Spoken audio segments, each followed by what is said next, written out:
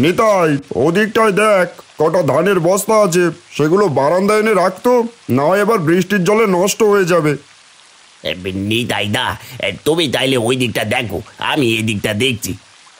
ঠিক আছে রে, আমি একা এই দিকটা সামলাতে পারবো। বৃষ্টিটাও যে থামছে না, একটানা হয়েই চলেছে।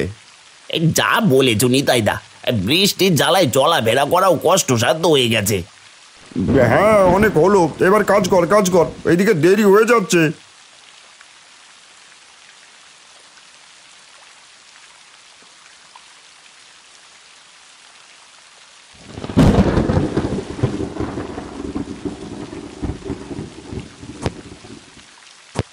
ওরে বাবা রে, মরে গেলাম রে। ও পাটা বোধহয় ভাঙলো রে। ও বাবা গো। নিতাই দা, কি হলো গো তোমার? পাটা ভাঙলো নাকি রে? উঠে দাঁড়া দেখি। কর্তা, পাটা গেছে আমার, আমি যে হাঁটতে পারছি না, কি অসহ্য ব্যথা হচ্ছে। কি সর্বনেশে কাণ্ড, এখন কি হবে দেখি? দেখে কাজ করবি তোরে, এবার দেরি করা ঠিক হবে না। এই কালু, ভ্যানে করে নিতাইকে কবিরাজের কাছে নিয়ে যা, ভালো করে ওষুধ নিয়ে আসবি, তারপর ওকে বাড়ি পৌঁছে দিবি। হ্যাঁ কর্তা, আমি এক্ষুনি যাচ্ছি। নিতাই দা, এসো দেখি, ভ্যানে উঠে বসো।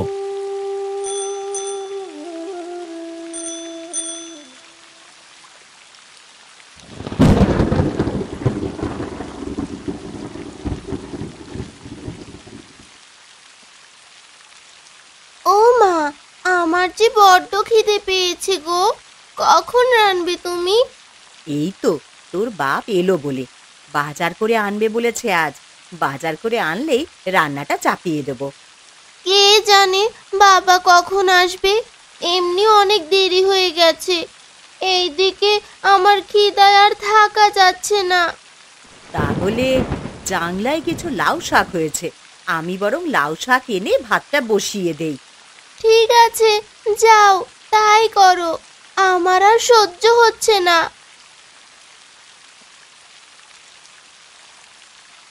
ওগো, কি হলো তোমার? ও দাদা, ওর কি হয়েছে? এই নিতাই দা পা পিছলে পড়েছিল বৌদি, এই তখনই পাটা ভেঙেছে।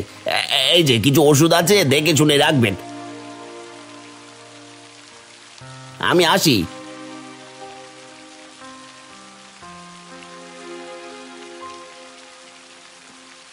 বাবা, ও বাবা, কি হয়েছে গো তোমার? কি করে হলো এমন? কপালের দোষ রে মা, বৃষ্টিতে কাজ করতে গিয়ে পা পিছলে এমন হয়েছে।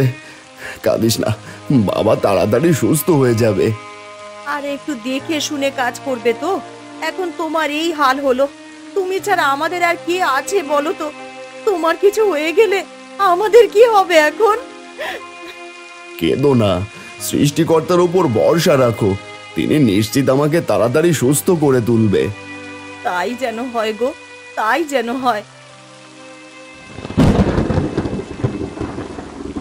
ঝিলিক, এই গরম তেলটা নিয়ে যা, তোর বাবার পায়ে ভালো করে মালিশ করে দে। হ্যাঁ মা, আমি এক্ষুনি যাচ্ছি। আমার কিছু লাগবে না, বড্ড খিদে পেয়েছে। তুমি বরং তাড়াতাড়ি রান্নাটা করে খেতে দাও, ওষুধ খেতে হবে তো আবার। হ্যাঁ গো হ্যাঁ, এই তো দিচ্ছি। ঝিলিক তোমার পায়ে মালিশ করে দিক, একটু আরাম পাবে তাহলে। বাবা, বড্ড ব্যথা হয় বুঝি? আমি ধীরে ধীরে মালিশ করে দিচ্ছি। মেয়েটা আমার কত ভাবে বাবাকে নিয়ে। তোমায় নিয়ে ভাববো না বলো? তুমিই তো সব, তোমাকে ছাড়া যে আমি থাকতে পারবো না বাবা। পাগলি মেয়ে আমার, কাঁদছিস কেন? বাবা ঠিক সুস্থ হয়ে যাবে। দে দে, ভালো করে মালিশ করে দে তো।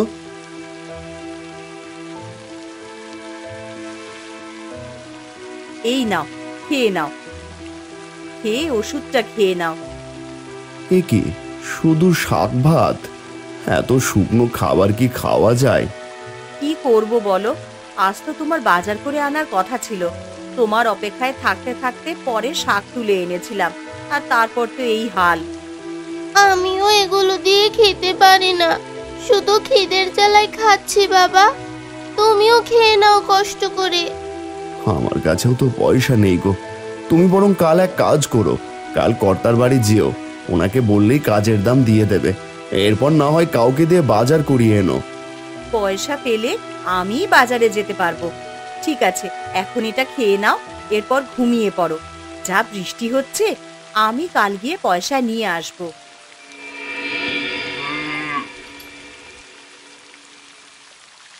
ঝিলিক, বাবার কাছে থাক, আমি কর্তার বাড়ি যাই বরং।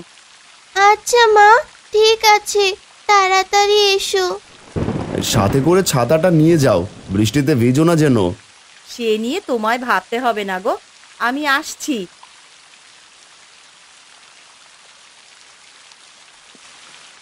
কর্তা, কর্তা, কর্তা বাড়িতে আছেন? কর্তা,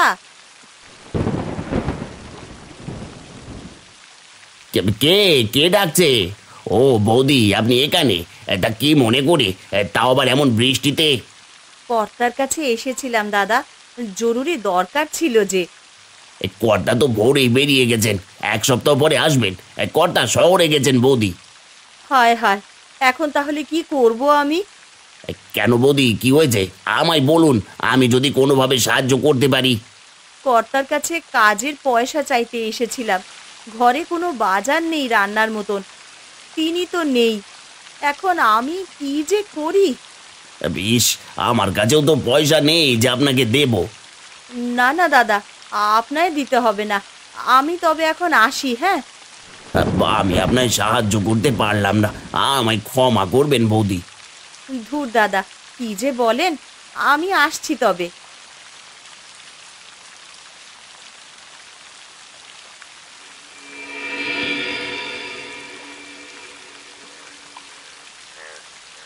ঘরে যদি দুটো পয়সা থাকতো তাও হতো, কিন্তু সেটাও নেই। কি করি আমি এখন? সৃষ্টিকর্তা কোন পাপের ফল দিল আমাদের পরিবারের উপর? যে দুটো পয়সা ঘরে আনতে পারতো, সেই পা ভেঙে ঘরে বসেছে। কি করি এখন আমি? বাড়ি গিয়ে কি রেঁধে দেব? না, এক কাজ করি, লতা দিদির বাড়ি যাই। না না, সে আবার উল্টো দু কথা শুনিয়ে দেবে, বরং বুড়িমার বাড়ি যাই।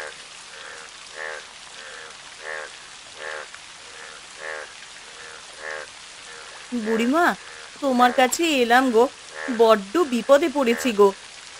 আয় বস এখানে, এরপর কি হয়েছে শুনবো না হয়। না গো বুড়িমা, বসার সময় নেই, বাড়িতে ঝিলিক আর ওর বাঘকে একাই রেখে এসেছি, সে তো পা ভেঙে ঘরে বসেছে। কি বলিস, নিতাইয়ের পা ভাঙলো কি করে? কপালের লিখন গো বুড়িমা, কপালের লিখন। কি অলক্ষণে কাণ্ড দেখো, আমার কাছে কি দরকার রে মা? বলছিলাম যে রান্না করার জন্য ঘরে কোনো সবজি নেই, তোমার কাছে কিছু হবে গো? লতা দিদির কাছে যাব ভেবেছিলাম, কিন্তু সেখানে গেলে উল্টো কথা শুনবো, তাই তোমার কাছেই এলাম। দাঁড়া দেখি ঘরের ভিতরে গিয়ে।